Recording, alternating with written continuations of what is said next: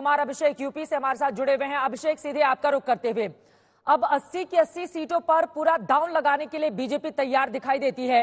2014 में 71 सीटें जीती थी, सहयोगियों के साथ 73। 2019 में हालांकि उसका आंकड़ा कम हो गया था जब बीएसपी समाजवादी पार्टी का गठबंधन था, लेकिन इस बार के समीकरण यूपी को लेकर क्या बयां करते हैं अभिषेक, और किसका टिकट कट सकता है, किसका पक्का हो सकता है, आपके सूत्र क्या बता रहे हैं, अगर इसके बारे में भी जानकारी आप दे पाएं।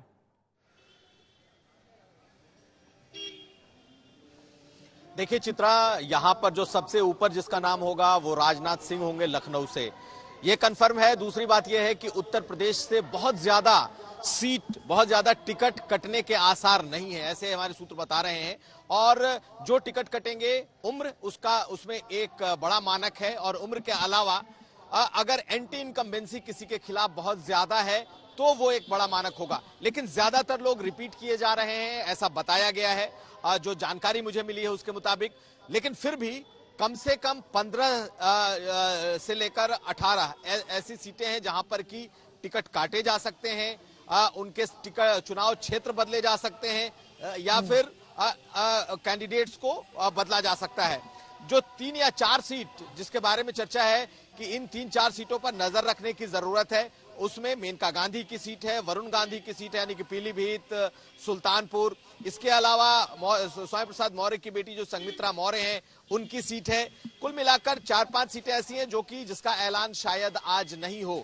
हालांकि इनके टिकट को लेकर के अभी साफ तौर पर कुछ नहीं कहा जा रहा, लेकिन माना यह जा रहा है कि कुछ सीटें ऐसी हैं जिन्हें होल्ड पर रखा जाएगा, और इसमें से वो सीटें हो सकती हैं बकायदा 6 सीटों पर 6 सीटें गठबंधन को दी जा रही हैं, ये भी तय है। बागपत और बिजनौर आरएलडी को दी जाएगी, ये भी तय माना जा रहा है। इसके अलावा मिर्जापुर और सोनभद्र जो है वो अनुप्रिया पटेल की पार्टी अपना दल एस के लिए है, कहा जा रहा है। खलीलाबाद जो है वो दी जाएगी संजय निषाद को, निषाद पार्टी को, और साथ साथ ओम प्रकाश राजभर को या तो घोसी या गाजीपुर में से कोई एक सीट दी जा सकती है। तो अभी जो आज ऐलान होने वाले हैं उसमें ज्यादातर वो लोग होंगे जिनको रिपीट किया जाएगा, ऐसा कहा जा रहा है। और साथ साथ जो ऐसी सीटें जो कि बीजेपी हारी है, जिस पर उसने नए तरीके से स्ट्रेटजी बनाई, कुछ सीटों पर विपक्ष के कुछ बड़े नेताओं को चाहती थी, वो नहीं आ पाए, उनका कमिटमेंट रहा, लेकिन वो 14-16 सीटें हैं जिस पर बीजेपी का फोकस है। देखना है कि उन सीटों पर कौन कौन से चेहरे उतारे जाते हैं। मैं फौरन आपके पास आऊंगी। संजय कुमार जी भी हमको टीवी स्क्रीन पर दिखाई दे रहे हैं, विजय त्रिवेदी जी भी स्टूडियो में जुड़े हुए हैं, दोनों से बातचीत करें उसके पहले जल्दी दूसरे राज्यों का रुख कर लेते हैं। भोपाल से रवीश पाल सिंह आ गए हैं, लेकिन शरद उसके पहले आपके पास आते हुए, पिछली बार क्लीन स्वीप राजस्थान में किया था विधानसभा चुनाव हारने के बावजूद भारतीय जनता पार्टी ने, इस बार तो राजस्थान में कमाल का प्रदर्शन, विधानसभा में भी, अब लोकसभा को लेकर भी बड़ी तैयारी। प्रधानमंत्री भी हाल में राजस्थान के दौरे पर गए थे। अब जरा अपने सूत्रों के हवाले से दर्शकों को बताइए, कितने लोगों के टिकट कट रहे हैं, कितनों को मिल रहे हैं, क्या जानकारी शरद? देखिए चित्रा, सूत्रों के हवाले से तो यही कहा जा रहा है कि अर्जुन राम मेघवाल बीकानेर से रिपीट हो रहे हैं, गजन सिंह शेखावत रिपीट हो रहे हैं, जोधपुर से, कोटा से ओम बिरला रिपीट हो रहे हैं, कैलाश चौधरी बाड़मेर से रिपीट हो रहे हैं, और सीपी जोशी चित्तौड़गढ़ से रिपीट हो रहे हैं। बदले जाने वालों में कहा जा रहा है कि उदयपुर से बदले जा रहे हैं, आपको डूंगरपुर बांसवाड़ा से बदले जा रहे हैं, नागौर से बदले जा रहे हैं, राजसमंद और जयपुर ग्रामीण में नए उम्मीदवार होंगे। इसके अलावा देवजी पटेल जो जालोर सिरोही के सांसद हैं, उनका टिकट कटने जा रहा है, ऐसा हमारे सूत्र कह रहे हैं। देखिए अजमेर के भागीरथ चौधरी का भी मुश्किल में है, ऐसा बता दिया गया है। दौसा, टोंक, सवाई माधोपुर और करौली, धौलपुर के लिए भी कहा जा रहा है कि उनके भी टिकट कट सकते हैं। यानी इस बार राजस्थान में करीब 12 से 13 टिकट कटेंगे, 15 नए चेहरे होंगे, ऐसा हमारे सूत्र बता रहे हैं। बाकी जिनका नाम तय है 7 लोगों का, उन 7 लोगों के नाम की आज घोषणा हो जानी है, ये बताया जा रहा है। ठीक है। जो मैं आपसे कह रहा था कि सबसे ज्यादा फोकस लोगों का है कि वसुंधरा राजे का क्या होगा, क्या उनके बेटे दुष्यंत सिंह को ही झालावाड़ से रिपीट किया जाएगा, या फिर वसुंधरा राजे को लोकसभा चुनाव लड़ाकर दिल्ली लाया जाएगा और उनकी जो विधानसभा सीट पर उनके बेटे लड़ेंगे, क्योंकि वो अभी जो चुनाव की लेकर बैठक हुआ दिल्ली में उसमें उन्हें बुलाया नहीं गया था, वो दूर दूर हैं। क्या उन्हें केंद्र की राजनीति में सक्रिय किया जाएगा या यहाँ कोने में रहेंगी, ये भी क्लियर नहीं हो पा रहा है। तो बाकी लोगों की नजर वहां भी लगी हुई है वसुंधरा राजे के भविष्य को लेकर भी, लेकिन राजस्थान में बहुत ज्यादा मुझे लग रहा है कि बीजेपी कोई डरी हुई नहीं है। जिस तरह से जीत का मार्जिन रहा, सबसे कम जीत का मार्जिन 80,000 रहा। आप समझिए किस तरह से 5 लाख 5.5 लाख का मार्जिन जीत का रहा था। इसलिए बीजेपी राजस्थान को लेकर आश्वस्त नजर आ रही है। जी, अब जरा मध्य प्रदेश का रुख कर लेते हैं। रवीश पाल सिंह वहां से हमारे साथ जुड़ चुके हैं। रवीश, सीधे आपका रुख करते हुए, इस बार तो जिस प्रचंड बहुमत के साथ बीजेपी ने मध्य प्रदेश विधानसभा में जीत हासिल की, वो अपने आप में अभूतपूर्व रहा। अब सवाल यह है कि दो लोगों का भविष्य, एक तरफ शिवराज सिंह चौहान कहां से उम्मीदवार होंगे, कितने लोगों का टिकट कट सकता है, क्योंकि 29 में से 28 सीटों पर जीत बीजेपी ने हासिल की थी। छिंदवाड़ा जिसको जीतने के लिए पूरा जोर, क्योंकि विधानसभा चुनाव के तुरंत बाद जब शिवराज छिंदवाड़ा पहुंचते हैं तो वहां पर भी कयास शुरू हो जाते हैं कि कौन होगा वहां पर उम्मीदवार जो कांग्रेस की सीट रही है। तो क्या जानकारी इसके बाबत देंगे हमारे दर्शकों को, रवीश साहब?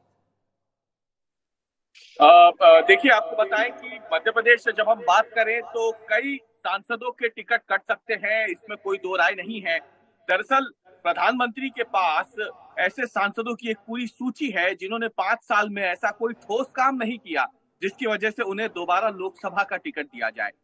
इसके अलावा जैसे कि आपने भी कहा, छिंदवाड़ा ये एक तरीके से बीजेपी के लिए इस वक्त नाक का सवाल बनी हुई है, क्योंकि ऐसे समय में जब 2019 में लोकसभा के चुनाव हुए थे तो छिंदवाड़ा इकलौती वो सीट थी जो बीजेपी जीत नहीं पाई थी, बावजूद इसके कि 29 में से 28 लोकसभा सीटें वो जीत गई थी।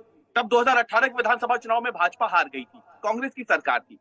अब जब भाजपा ने प्रचंड बहुमत के साथ विधानसभा चुनाव में जीत हासिल की है 2023 में, तो अब 2024 में तो बीजेपी ये चाह रही है कि 29 की 29 लोकसभा सीट उसके पास में आए, लेकिन फिर वही छिंदवाड़ा सीट उसके सामने एक बड़ा रोड़ा बन के खड़ी हुई है, क्योंकि जहां एक तरफ बीजेपी ने प्रचंड बहुमत हासिल किया इस विधानसभा चुनाव में और कांग्रेस के कई बड़े बड़े चेहरे चुनाव हार गए, उसमें वही छिंदवाड़ा इकलौता ऐसा जिला है जहां की 7 विधानसभा सीट कांग्रेस जीत के ले गई। यानी बीजेपी को मालूम है कि छिंदवाड़ा जीतना तो इतना आसान उसके लिए है नहीं, इसलिए बीजेपी कई तरीके से छिंदवाड़ा को लेकर के रणनीति बना रही है। दूसरी बात, जो आपने नाम कटने की बात बताई, भोपाल से सांसद साध्वी प्रज्ञा सिंह ठाकुर का नाम सबसे ऊपर है। मैं आपको बता दूं, यहाँ मौसम थोड़ा खराब है भोपाल में इस समय, लेकिन इस बीच में आपको बता दूं कि यहाँ माहौल जो है वो बिल्कुल इस बात को लेकर के पुख्ता है कि भोपाल से सांसद साध्वी प्रज्ञा सिंह ठाकुर जो 2019 के लोकसभा चुनाव में काफी सुर्खियों में थी, उनका टिकट कट सकता है। प्रधानमंत्री ने तब भी ये कहा था, प्रधानमंत्री ने तब भी ये कहा था कि साध्वी प्रज्ञा सिंह ठाकुर को वो दिल से माफ नहीं करेंगे, क्योंकि उन्होंने महात्मा गांधी और गोडसे को लेकर के जो बातें की थी उससे प्रधानमंत्री नरेंद्र मोदी काफी ज्यादा नाराज थे। उसके बाद भी अगर हम बीते 5 सालों का लेखा जोखा देखें तो जो सर्वे रिपोर्ट बीजेपी के हाथ में है उसमें सांसद जो है भोपाल से साध्वी प्रज्ञा सिंह ठाकुर, उनके नाम कोई बहुत बड़ी उपलब्धि नहीं है और सर्वे रिपोर्ट में नेगेटिव रिपोर्ट गई है प्रज्ञा सिंह ठाकुर की। इसके अलावा कई दूसरे सांसद है भाजपा के जिनकी नेगेटिव रिपोर्ट गई है, माना जा रहा है उन सभी के नाम कटेंगे। करीब दर्जन भर आप मान के चलिए सांसदों के टिकट मध्य प्रदेश से कट सकते हैं, अभी तक की जो जानकारी आई है, क्योंकि भाजपा जोखिम बिल्कुल नहीं लेना चाहती है अपने 400 सीट के नारे को लेकर के, और इसीलिए इस बार बीजेपी कई ऐसे चेहरों को, युवा चेहरों को तो मौका देगी ही, लेकिन बीजेपी इसके साथ अपने पुराने दमदार चेहरों को फिर से लोकसभा का टिकट देने का मन बना चुकी है, जिसमें सबसे ऊपर शिवराज सिंह चौहान का भी नाम है। विधानसभा का चुनाव लड़ाया गया, कुछ जीते कुछ हारे, कुल मिलाकर अब उनके जगह पर नए चेहरे हो सकते हैं। बीजेपी मुख्यालय की तस्वीरें आपको दिखा रहे हैं, पत्रकार अपनी अपनी जगह पर बैठे हुए हैं, इंतजार किया जा रहा है, थोड़ी देर में वहां पर बीजेपी की पहली लिस्ट का ऐलान किया जाएगा। अब मैं आ जाती हूं अपने जो खास मेहमान हमारे साथ जुड़े हुए हैं, अंजना भी हमारे साथ बीजेपी मुख्यालय से हैं। अंजना, अगर आपका भी सवाल हो आप इन लोगों से पूछ सकते हैं। विजय जी, आपके पास आते हुए 72 ऐसी सीटें जहां पर बीजेपी दूसरे नंबर पर रही थी पिछली बार, इस बार सबसे ज्यादा फोकस दूसरे नंबर पर और तीसरे नंबर पर हारी हुई सीटों पर और जीतने वाली सीटों पर तो कामकाज किया ही गया है। आज की इस लिस्ट में क्या क्या खास बातें नजर आ सकती हैं आपके लिहाज से? दोनों नाम जो है इसमें शामिल होंगे। जैसे बताया गया 134 सीटें हारी थी भारतीय जनता पार्टी पिछली बार, 437 सीटों पर लड़ी, 303 जीती, उसमें से 72 सीटें नंबर 2 पोजीशन पर रही। तो उसमें से भी काफी सीटें आ सकती है ताकि पार्टी की तैयारी का मिले। और दूसरी तरफ जो बड़ी सीटें हैं जो बिल्कुल दमदार हैं, कंफर्म है, उन सीटों पर भी जीत की जो उम्मीदवार हैं उनका नाम हो सकता है। इसमें आप देखिए ना, विनेबिलिटी जो फैक्टर का जिसका चर्चा की, उसका उदाहरण समझिए कि 4,70,000 वोटों से गौतम गंभीर मार्जिन से जीते। 4,70,000 वोट विनिंग मार्जिन था उनका, 6,97,000 वोट उनको मिले थे, लेकिन वो काम उनका नहीं हुआ, परफॉर्मेंस अच्छी नहीं रही, तो उनका पार्टी ने टिकट काट दिया। ऐसे ही प्रज्ञा जी का नाम जिक्र किया गया, वो 3,70,000 वोटों से जीती थी, उनका विनिंग मार्जिन था, लेकिन परफॉर्मेंस और विनिंग जो है, उनकी पोजीशन क्या है, विनेबिलिटी क्या है, वो सबसे महत्वपूर्ण फैक्टर है पार्टी के लिए। भारतीय जनता पार्टी पिछली बार के चुनावों में 2019 में जो हाईएस्ट 50 सीट मार्जिन वाली थी, हाईएस्ट मार्जिन वाली, उसमें से 42 सीटें जीती हैं। 42 सीटें हाईएस्ट मार्जिन वाली है, जिसमें 9 सबसे ज्यादा राजस्थान से आती हैं, गुजरात से आती हैं।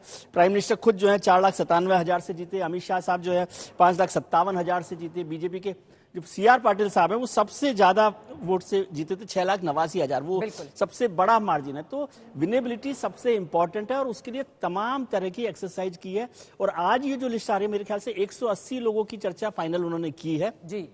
और फर्स्ट मूव के तौर 3:30 बजे तक, आप सोचिए रात को 3:30 बजे तक बैठक चली है, तो उस बैठक के बाद ये फाइनल किया गया है। और उसमें से अब कितने लिस्ट आज वो रिलीज करते हैं ये तो अभी नहीं कहा जा सकता, लेकिन 180 के करीबन नाम मुझे बताए गए कि जो तय किए गए हैं।